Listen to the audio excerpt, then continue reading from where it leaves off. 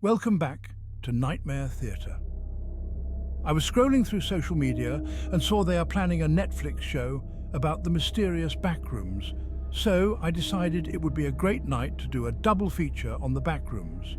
The first story comes from the mind of Clay Kid 12345. It was approximately 12:15 when I entered the Johnson County Community Health Clinic. I was there for an appointment I had set up weeks ago, just a routine checkup. It wasn't a new place for me. I had been there a couple times before. However, the place had an odd nostalgic feel to it, as if it were a location from my childhood or something. I could never pinpoint exactly what this feeling was or where it came from. As I walked in, an overwhelming feeling of déjà vu swept over me.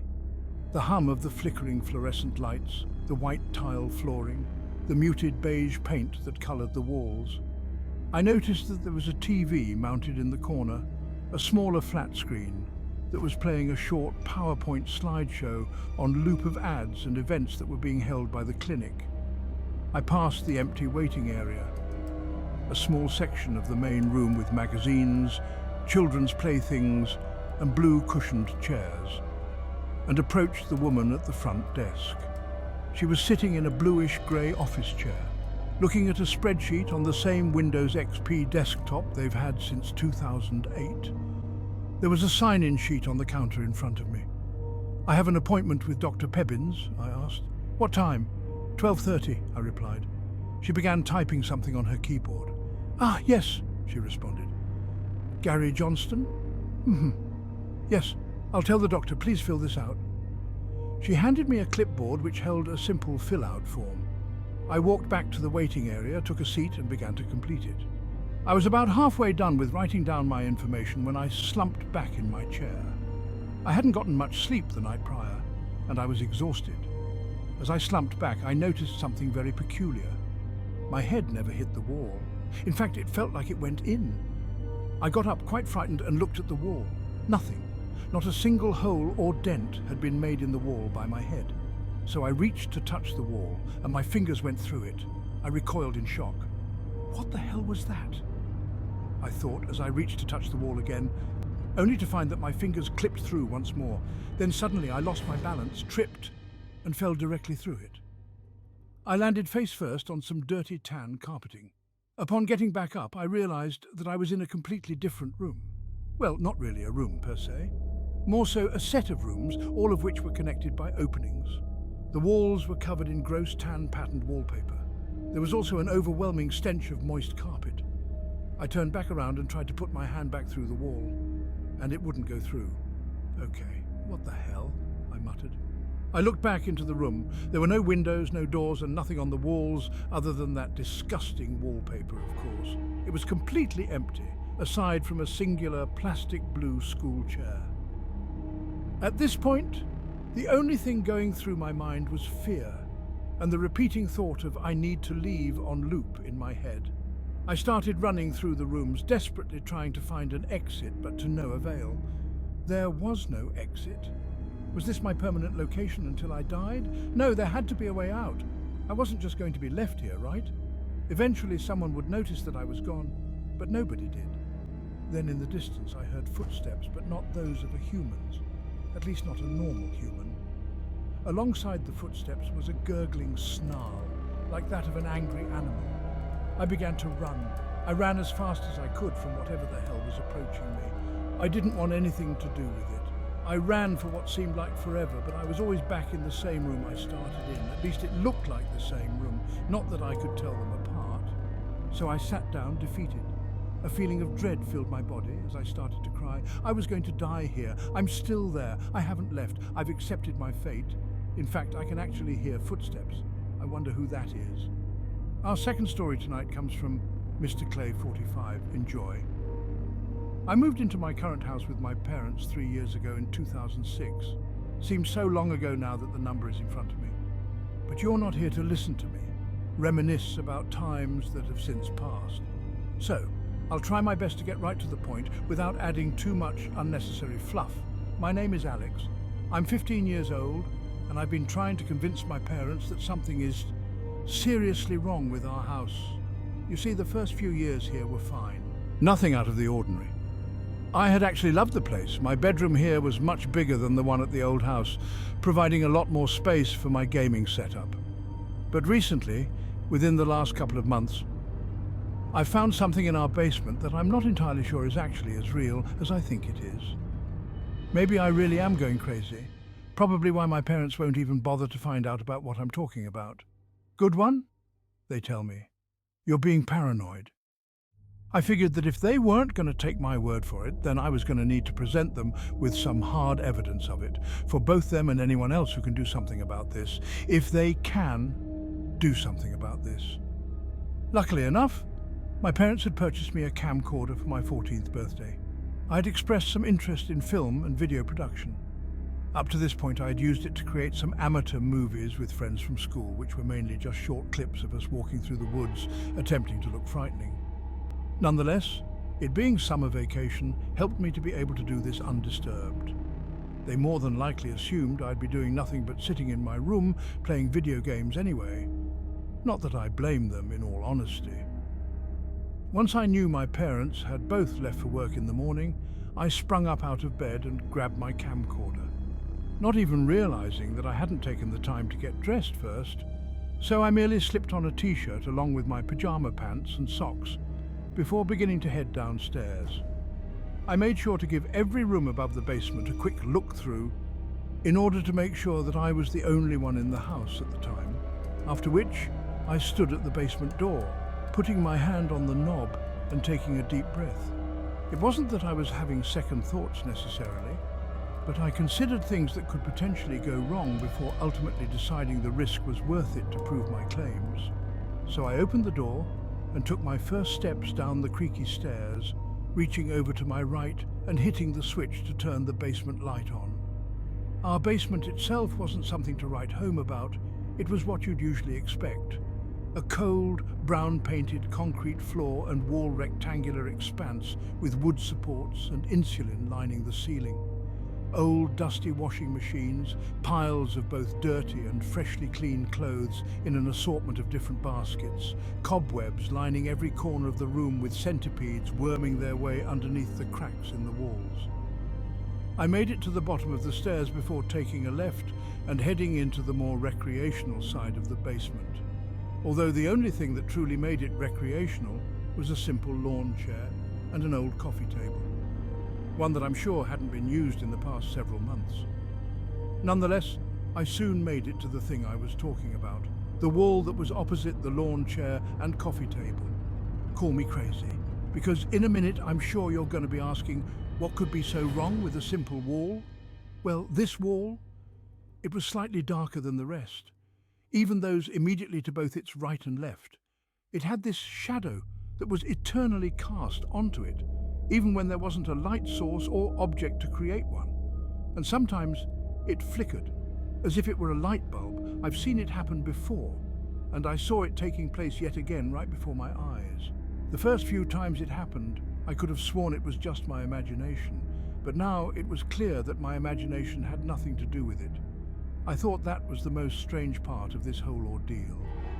I had come down to look at it before, and I thought the out-of-the-ordinary phenomena would end there, until I got the balls to touch it. I mainly wanted to see if there was something that I was missing, that maybe it had something to do with the paint, or I just had something really wrong with my eyes. But that was just me trying to rationalize something I didn't understand. Because yesterday, I grabbed a broomstick and shoved it right up against the wall, expecting some paint to chip or some material to crumble, but no. Instead, the broomstick simply went through the wall. I'm not really sure how to describe it in an intellectual or detailed manner. It is as simple and as absurd as it sounds. My broomstick went through a solid concrete wall. I even walked forward with it in my hands at the time, and it continued going deeper in the wall, feeling no obstacles or objects stopping it. To make it clear, there were no holes, no cracks or breaches large enough to fit the width of the broomstick within. It was flat and smooth, and yet the broomstick sunk further in, as if it were lodged in quicksand. And then, after some careful, but clearly not enough, consideration, I put my hand up to the wall, and once my elbow disappeared, I pulled back. There was no pain, no extreme temperatures, no bugs, someone or something waiting to grab, bite or claw me. It was just shocking. In a way, that made me only want to learn more. Maybe I just never noticed it before, but I could have sworn the wall had looked much more normal when we first moved in. Not that I had ever spent very much time in the basement. Maybe I had no idea what I was talking about. Maybe I just hadn't truly paid attention enough to notice any changes. But last time, it was only my arm this time. I was going to put the entirety of my body inside. I wanted to step through, to see what was on the other side of this wall. There was a part of me that even considered this to be some sort of hologram projection, and that somehow was less insane than what it actually ended up being. But nonetheless, I'll always look back and see this as one of my most ill-informed acts. But the curiosity in me simply couldn't be contained. I needed answers. So with my camcorder still in hand, I approached the wall, reaching out my hand yet again to make sure it was still passing through. And as you can infer, the result was rather unsurprising. So after I took a deep breath and looked behind my shoulder at the rest of my basement, I stepped forward slowly, my natural instincts telling me the wall was still solid despite me vanishing further into it. But suddenly, I felt like I was being jerked forward and falling. The actual feeling of falling only lasted for less than half a second before I hit solid ground again with a thud. My camcorder fell out of my hand as I collided with what I assumed was another floor or wall. The texture under me felt rugged like a carpet with a bit of moisture. I rubbed my head and opened my eyes, thinking I had fallen into a section of our house that I wasn't supposed to discover. But no, that wasn't it at all. What I saw when I looked up didn't make any sense. It didn't even seem possible. Part of me had wondered if I had accidentally inhaled a hallucinogen or something. In front of me was what I could only describe as a large, messily segmented and built set of rooms, hallways and corridors. All the walls were covered in this truly awful bright yellow wallpaper that looked as if a small child had picked it out. It wasn't easy on the eyes in the slightest. I got myself to my feet, looking over to my right and seeing my camcorder on the ground, not broken and still recording. I leaned over and picked it up, putting it back in my hand before immediately turning around to get a better bearing on my surroundings. How did I get here? Why was I here? What was this place? There were a million thoughts running through my head, and even though it was the last thing I wanted to do, I remained calm. That's what you always do in situations like this. You must remain calm. Panicking helps nothing and no one. It was quiet for the most part in this strange place, the only sound being a slight electric buzzing noise. It had an irritating hum to it, and I couldn't help but look up to find the origin of it. Seeing a white-tiled ceiling with poorly placed fluorescent lights running along it, most of which possessed a subtle flicker. "Hello!" I called out. "Is anyone there?" No response, so I ran up to one of the walls and started pushing on it. The moist carpet squelched a bit beneath my feet as I heaved myself forward in an attempt to pass through the wall as I had earlier, to no avail. I turned and dashed over to the wall behind me, pushing and shoving myself up against it. But it, like the other, was solid. I backed away from the wall, coming to the conclusion that I needed to save my energy if I was going to get out of here any time soon. And while I imagined many ways this could get worse, it didn't make it any easier to accept the fact that I was trapped. Trapped in this almost otherworldly sub-basement. So I started by wandering down the nearest corridor to my left. It seemed to be around 200 feet long, with dozens of intersecting halls connecting to it on both the right and left walls. That same horrendous yellow wallpaper was consistent throughout. Even the humming and buzzing of the lights above followed me as I walked down the hallway. The fact that it was the only noise present in this building, besides the squelching of moist carpet as I walked only further, drove me up the wall. It was maddening, in the most mundane yet most unsettling way possible. It's crazy how much humans rely on sound for comfort, because I had only been in this strange expanse for about a minute, and it had already felt like hours. "Hello!" I yelled once again, hoping for even a semblance of a response. "Is anyone here? Can you hear me?" Like the previous attempt, there was nothing in response, not a sound or sign of another human being. My breathing practically became twice as loud to make up for the dreadful silence. I soon encountered the end of the narrow corridor. I wandered into what appeared to be a much larger rectangular expanse. The basic design and layout was still the same, with multiple other corridors converging in the middle, kind of like an intersection. The lights flickered more heavily in the middle of the intersection, the humming and buzzing becoming almost unbearable. I don't know who approved the funding for this place, but they must have been out of their goddamn minds. I hadn't quite been able to come to a decision about which direction I should have gone at the intersection. All I know is that I wanted to get as far away as possible from that dang buzzing. I scoped out each hallway from where I stood with my eyes, with the one on the left catching my attention the most. Not because I was genuinely curious, but because it actually had something distinct going for it. And by distinct, I meant that it was dimmer than the other three, with only one of the fluorescent lights in the entire visible length of it.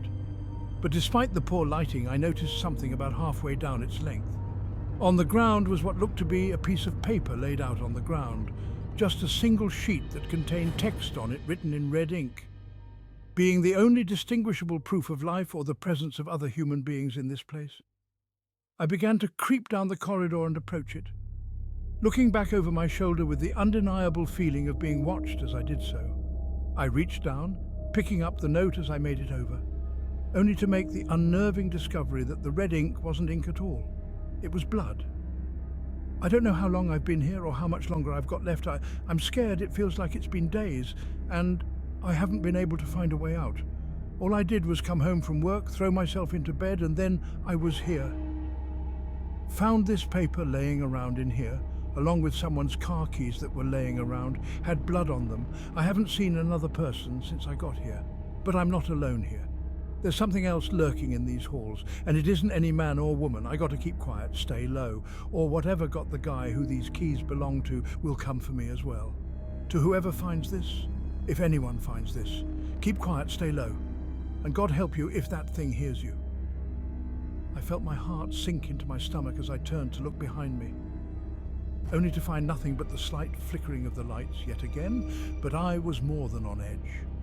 As crazy as it sounded, I believed every word that was written here. This wasn't some practical joke or prank. Even the most elaborate pranksters didn't have the resources for something like this. I can't count the number of times I've seen a horror movie where something that's obviously not a joke is treated like one by the protagonists. And guess what? They end up dead. There was no name or other information on the note, and since I was made aware that there might be something bloodthirsty lurking in here with me, the last thing I needed to do was carry around this note and have the smell of blood on me. So I left it, dropping it right at my feet, and began heading further down the corridor into a cylinder-shaped room. It was still more of the same as far as design and architecture went. I took another deep breath, preparing to head down the right corridor of the cylinder room. But before I could even move an inch, I heard a sound that made my blood freeze.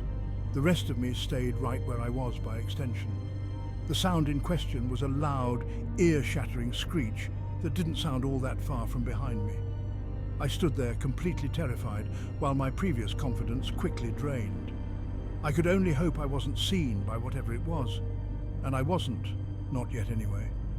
Once I mustered up the courage to finally turn around, I didn't see anything behind me. It was still the same yellow walls and moist carpet, and yet it had somehow become even more sinister than before. And that thing, was it what killed the person who wrote the note? Whatever this being was, I could now hear it getting closer. Its footsteps were quick and frantic.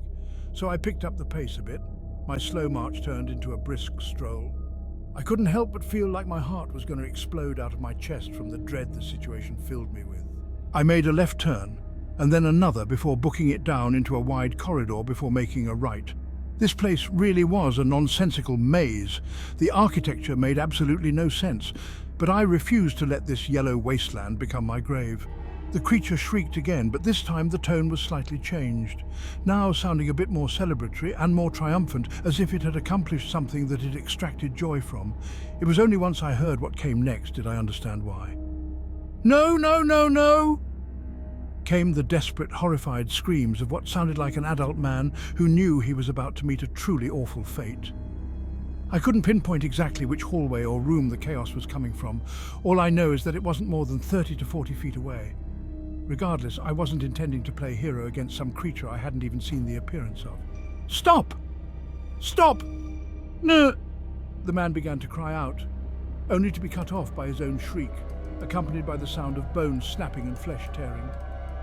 His cries soon became gurgled, only lasting a few more seconds before he was drowned out by the sound of aggressive snarling and growling. At this point, I was sprinting, tears of both stress and fear forming in my eyes. I quickly raised my fingers up in order to wipe them away and keep them from blurring my vision as I ran. I eventually found a tight, almost closet-sized space at the end of one of the hallways. I didn't hesitate to slip inside and get myself out of sight as soon as humanly possible. Once in, I headed to the corner furthest from the opening, sat down, put my knees to my chest before shoving my face in my arms and taking surprising care to not be too loud. "Les, I want to draw that thing over and then really have something to cry about. I could only think about how I really might die here, that I'll be the next victim of whatever that monster is. If there were more people that were alive and trapped in this, whatever this place is, then I have to try and find them and make a plan to get out of here once and for all." I let myself stare into the darkness of this crevice as I sat there with the illusion of safety while still in more terror than ever. I only just now realized I dropped my camcorder in all the chaos of my reacting and running, but most of me honestly didn't care. Proving a point wasn't worth it the moment I fell into this place. I should have left the wall alone. I should have just minded my own damn business and not poked my nose where it shouldn't have been. As helpless as I felt, I know my idiotic actions had a part to play in the predicament I found myself in. But I was here now, and I had to grapple with the reality of the less intelligent moves I made. If I was going to get out of here alive, the last thing I needed to do was to sit here and mentally check out. I needed to be on my toes and alert. So once I mustered the strength to stand back up, I did just that. I was still no superhero or brave soldier, but I was someone who wanted to survive. Someone who wanted to live to share a story I'm sure most would not believe. I quietly walked over to where I had entered this small den, turning to peek my head through the skinny opening into the larger hallway. But I immediately froze when I heard footsteps that weren't heavy or slow, but abundant and quick, as if whatever was moving on far more than just two limbs. They were coming from down the corridor to my left. I could make out the fact that whatever it was going to turn the corner any second. I retreated back into the den and got as far away from the opening as was physically possible. But my morbid curiosity as to whatever I was trapped in this maze with couldn't be contained. It just brutally killed someone. So any sort of negotiating or attempting to reason with it was out of the question. All I could do was sit there and wait as it began to walk down the hallway, approaching closer and closer to the den. Once again, its footsteps were soft, yet horrendously abundant. It sounded more like scurrying. It had this almost tapping-like rhythm that made my skin crawl, like a spider the size of a dog running down a hallway. I held my breath as it approached, only letting myself exhale when absolutely necessary. I didn't dare poke my head out the entrance or attempt to get a direct look at it, but the shape of its shadow on the wall behind the den opening did more than enough to make sure I never forgot this experience for the rest of my life. The lowest part of its body looked to be composed of at least a dozen thin but long limbs that all moved in unison with one another in a twisted, uncanny manner, like a centipede that had been sloppily stitched together. Above that set of horrific legs was a long, rectangular frame, with dozens more bent and thin limbs protruding from each side of it. I couldn't even tell if this thing had a head, definitely not one that I could make out with the shadow. Who in their right mind would keep a monstrosity like this in here? Was it locked up? Did it kill the people keeping it contained and get out? Is that why this place is abandoned? Even if I did have answers to all those questions, it still doesn't explain the fact that it seems like I'm far from the only average person to end up trapped in here. It really was something out of a child's nightmare, anyone's nightmare in all honesty. It stopped only feet in front of the entrance to my den. I prayed to every god that I could think of, hoping it wouldn't detect or sense me. The creature, whatever it was, let out a low growl, a far departure from the pitch of sounds it was making previously. I could feel it vibrate the wall that my back was against as I held my breath. Even if I wanted to make a sound, I couldn't. No noise could escape me. My terror was busy holding it in. It seemed to turn side to side, as if in the middle of looking for something, but the creature didn't move in either of those directions, instead choosing to continue to move forward and turn the corner down another hall, allowing me to live to see another day, for the time being.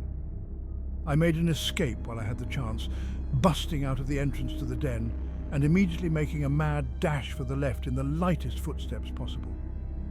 Nearly right after turning the corner, I spotted my camcorder on the floor at the far end of the hall.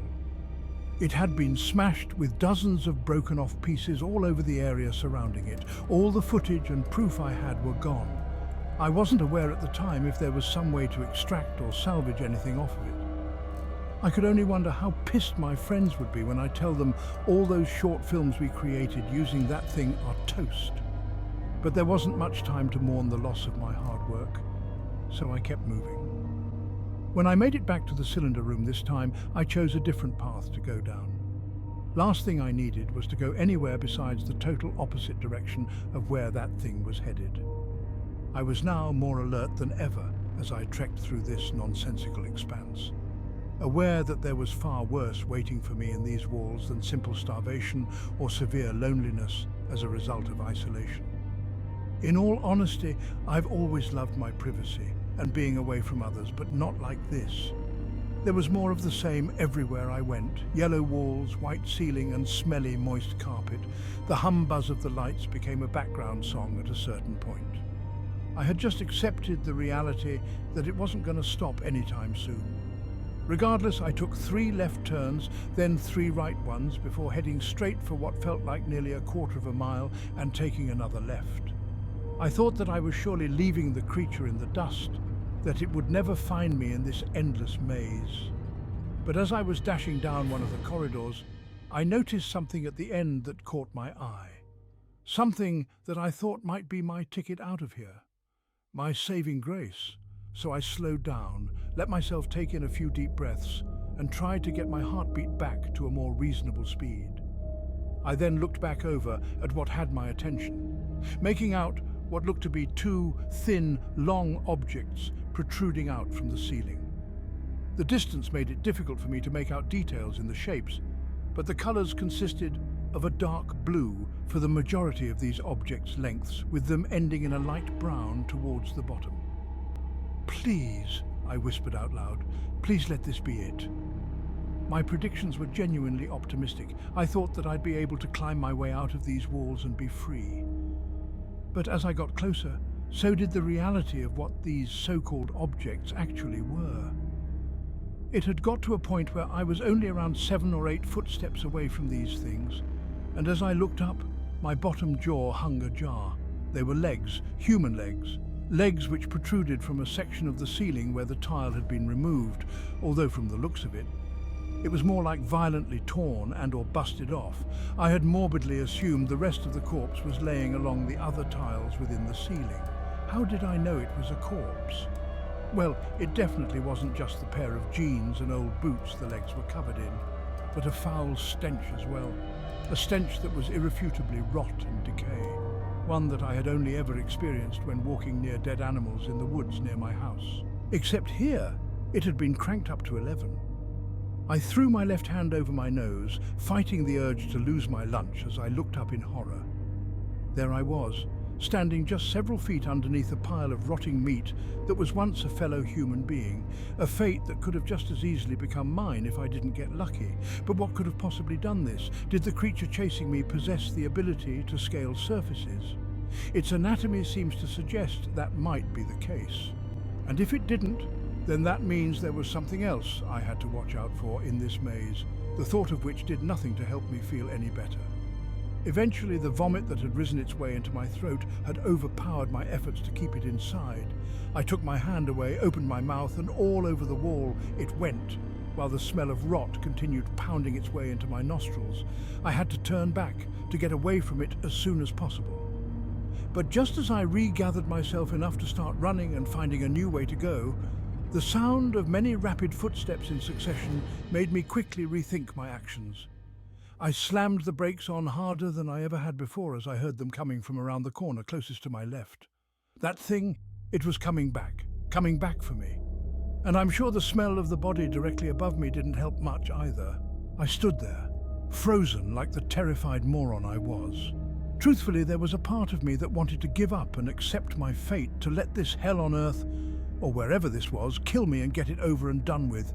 But that quickly dissipated once I saw one of that thing's legs begin to wrap around the corner at the end of the hallway I was looking at. It was a grotesque, black, almost asphalt-like colour, a bit of blood staining the tip that also stained the wallpaper. My fight, or more precisely, flight instincts kicked into gear.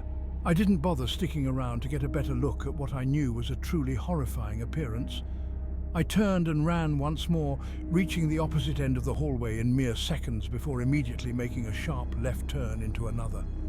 I heard the creature let out a blood-chilling screech as it gave chase, those many legs stampeding along the carpet and walls as it pursued me relentlessly.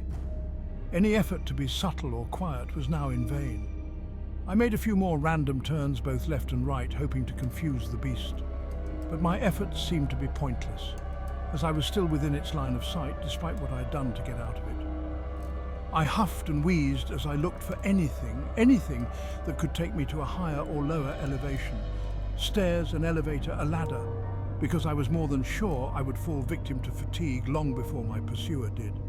After a few more twists and turns, endlessly trying to make myself as elusive as possible, I began to slow down as my exhales became quicker, my face went red and sweat began to drench my face. A stitch in my side began to form as well. I knew that I was doomed if I didn't find anything soon. I truly thought that things couldn't have gotten any worse than the terrifying sequence in which I was currently trapped. But this strange dimension had an excellent way of proving me wrong. Without looking, I made another left, as I heard the creature shriek yet again behind me, alerting me that it was still in hot pursuit. I tried my best to keep my pace as I dashed down the hallway I had just turned into, looking at the floor for a few seconds as my muscles ached and cried out for mercy. Even the adrenaline couldn't keep me going forever. When I looked up, however, I was met with the sight of a dead end. No turns or other corridors. There was no way to go but the way I came. I was only several feet in front of the wall that cut me off. I tried to turn and make a mad dash back the way I came, only for the creature to leap out from around the corner and cut me off, forcing me to stumble backward and abandon my decision as I fell right on my arse. Its centipede-like legs wrapped around the wall once again as they reached forward. The creature then begins to move its body from around the corner, revealing more of its appalling appearance to me as I crawl backward in utter disgust. Saying it looked like a mutant centipede would be an insult to such a creature. I had trouble believing even God himself could conjure up such a monstrosity. The entity's skin was a dark, near pitch black tone of color, with jagged streaks of dirty white patterns running along it that looked more like scars than any sort of natural anatomical patterns.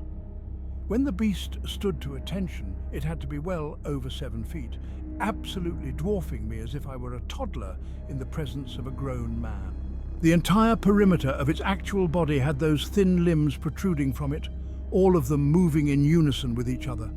Once again, a few of them still possessed blood on their tips, who I'm assuming belonged to the man I heard die screaming earlier on.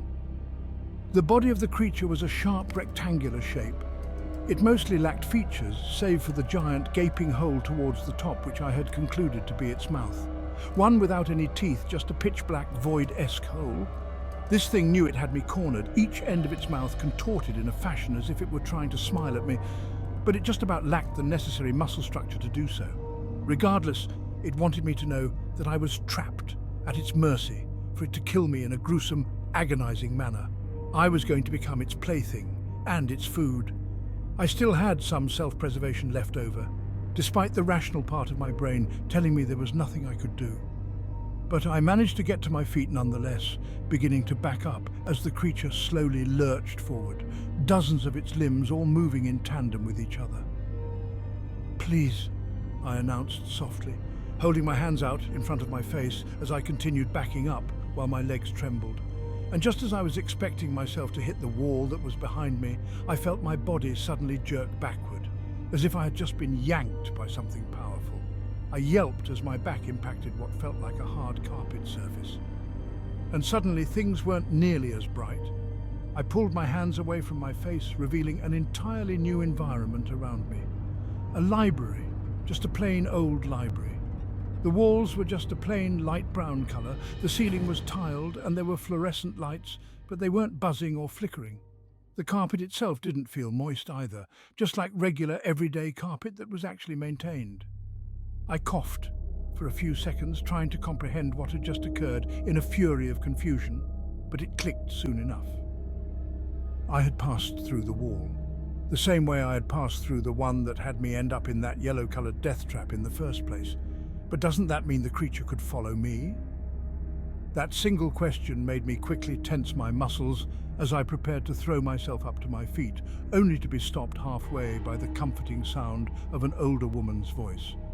"Are you okay, young man?" I turned, seeing several different people all around the library with their eyes on me. Some in lounge chairs reading books, some at the desk in front of computers, and some standing next to shelves with books in hand. I also caught a glimpse of the woman who had spoken, who I had guessed correctly to be on the older side, with long grey hair, wrinkly skin, and dressed in a buttoned shirt and khakis with a pair of thin glasses on. What? This is home, right?" I said, letting out a few more coughs. Everyone shared glances with each other, more than likely thinking I was in some sort of state of delusion. The older woman informed me that she hadn't seen me enter the library, that everyone had heard a sudden thud, and there I was, sprawled out on the floor and coughing, so she came over to see if I was okay. Police were contacted to come and take me home.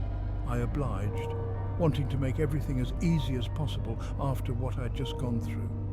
But during everything that transpired, the library staff making the call, my parents talking with the officers, all I could think about was that place and that thing. You see, what made it even more confusing was the fact that I entered that place several hours before my parents were supposed to arrive home. Yet, I could have sworn my whole ordeal there lasted no longer than an hour, and I was never knocked unconscious or asleep at any point. Nonetheless, I'm now writing this to try and make sense of what happened to me. But I don't think that'll ever truly happen. I'm sure no one will really believe my story, but it helps to get it out there anyway, for my own sanity. I have my first appointment with my new therapist next week. Not by choice either, therapy's never really been my thing. But I guess that's what happens when you ramble to your parents about getting stuck in a different dimension and running from mutant creatures with impossible anatomy. Not that I'll even attempt to tell her any of that, although I'm sure my parents might do it for me when first meeting her. But if I've learned anything from all this, it's that I'll never, and I mean never, go near that wall again. That's all for tonight. I'll see you all again tomorrow night.